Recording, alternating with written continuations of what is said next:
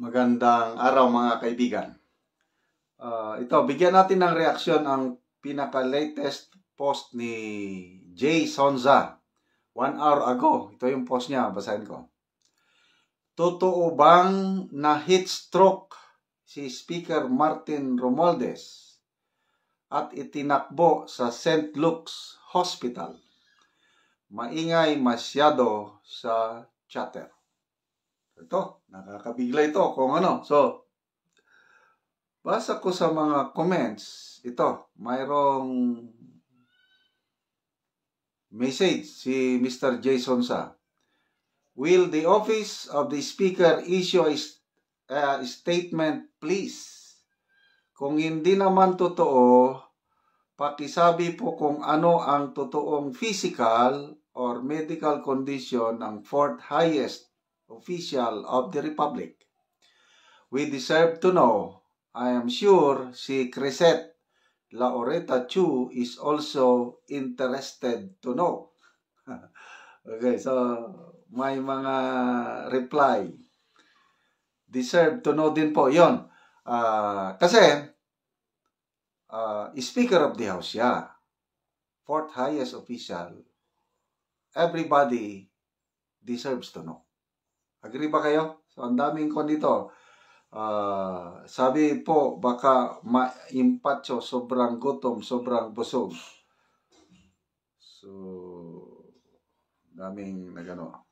Karapatan ng bawat Pilipino na malaman kung ano ang tunay na kalagayan ng Speaker of the House. Okay? Natin na. May nabasa ko kanina. Okay. Eleren Ganata. Sabi ni Eleren, ang balita ko, na-stroke nga si Martin Romualdez dahil nalaman niya na hindi siya ang magiging vice presidente kundi si Bong Revilla. Mga ambisyoso. Joy Lambi. Sabi niya, ayan kasi sa HB, ano bang house HB, sa laki na ng nawaldas pera tas mapunta ka lang sa inidoro, pornada ang pinapangarap mo na pinipilit maging presidente hindi talaga mangyari dahil magwawala ang taong bayan. Ito, Juanita Oligo. Pakinggan niyo ito If it turns out that he truly had a stroke, it should not be a source of joy for anyone. However, what I can say is that it may be a result of the immense pressure stemming from the atrocious actions he has taken within his being a congressman.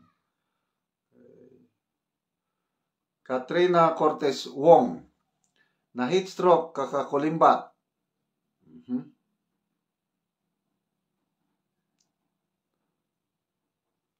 Virginia Homer, napakaaga at napakagandang aginaldo ngayong Pasko.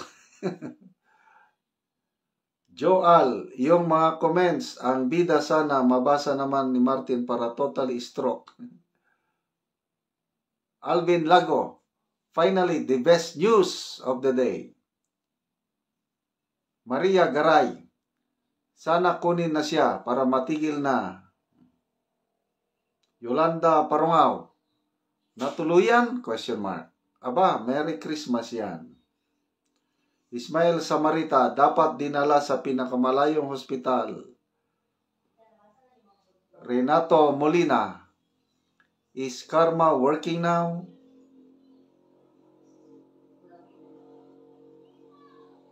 So, poros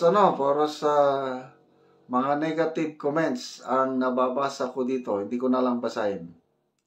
Bong Anserio Abdian, kung totoo, good news po yan, idol.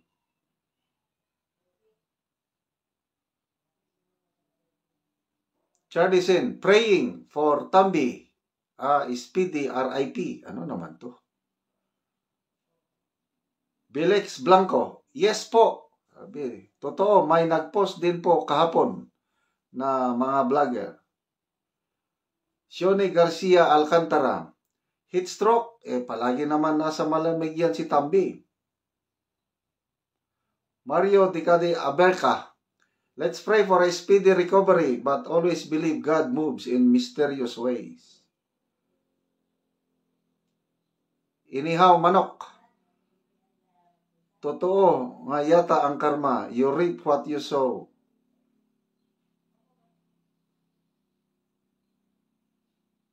Okay, wala man lang puros mga negative comments. Ayoko na lang basahin. So, ito si Mr. Jason Sa, siya na namang nag-post noon yung Code Blue. Yung nangyari sa palasyo, may nagsigawan, nagsuntukan, mamaya in-airlift. Ang dalawa, dinala sa St. Luke Hospital. Si Mr. Jason Sa ang unang nagpaputok noon.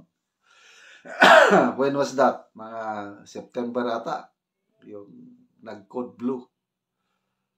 So ito, maraming sources itong si Mr. Jason Sa. Anyway, hindi naman siya sigurado. Klaruhin natin ha. Kaya ulitin ko yung kanyang post. Totoo bang na heat stroke si Speaker Martin Romualdez at itinakbo sa St. Luke's Hospital? Masyadong maingay ang chatter.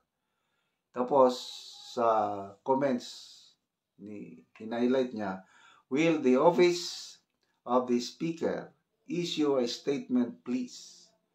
Kung hindi naman totoo, pakisabi po kung ano ang totoong physical o medical condition ng fourth highest official of the Republic. So, speaking of heat stroke, hindi naman summer ngayon. At saka hindi naman El Nino. Nung kasagsagan ng El Nino, yun ang delikadong stroke. Ngayon, palagay ko, ito? Saka nasa air-condition lugar naman siya palagi. Paano siya ma-heat stroke?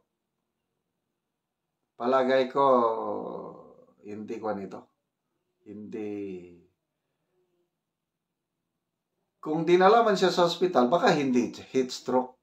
Imposible. Malayo na, excuse me. Malayo na ma-heat stroke si Speaker Martin Romualdez. Sana hindi totoo. Hindi naman tayo sa kapahamakan ng ating kapwa-tao. Sana hindi totoo. Marami ring nagmamahal sa kanya. May pamilya siya. Mahal siya ng taga Tacloban, taga Leyte. Tama ba? Mga Letenyo. Mahal nyo si Speaker Martin Romualdez. Magiging, future Prime Minister or future President? Dapat, mga taga Leyte, alagaan nyo ng gusto si Speaker Martin Romualdez kasi siya ata ang hinahanda na 2028. Sa tingin nyo? May pag-asa si Speaker Martin Romualdez na manalo sa 2028? Or may pag-asa ba na maging Prime Minister siya? I-comment nyo ko, ngayon, tahimik na yung People's Initiative o yung charter change. It was December last year nung sinimulan nila yung pagpapapirma na pinalabas nila na People's Initiative. Yung pala, Politicians Initiative. Mabuti na lang at maagap ang taong bayan. Nagsumbong ang mga tao nga pinapapirma kami. Hindi namin alam anong dahilan. May promise ng ayuda. Hanggang inimbestigahan sa Senado. Klaro nga na ang meeting, doon yung mga proponents ng pagpapapirma, may litratong nakuha. Doon sila sa bahay ni Speaker Martin Romualdez. Kaya hindi nagtagumpay yung unang hakbang nila, yung baguhin ang konstitusyon. But wag po tayong kumpiyansa dahil itong next Congress, according to Attorney Vic Rodriguez, susubukan ulit nila na isulong ang charter change.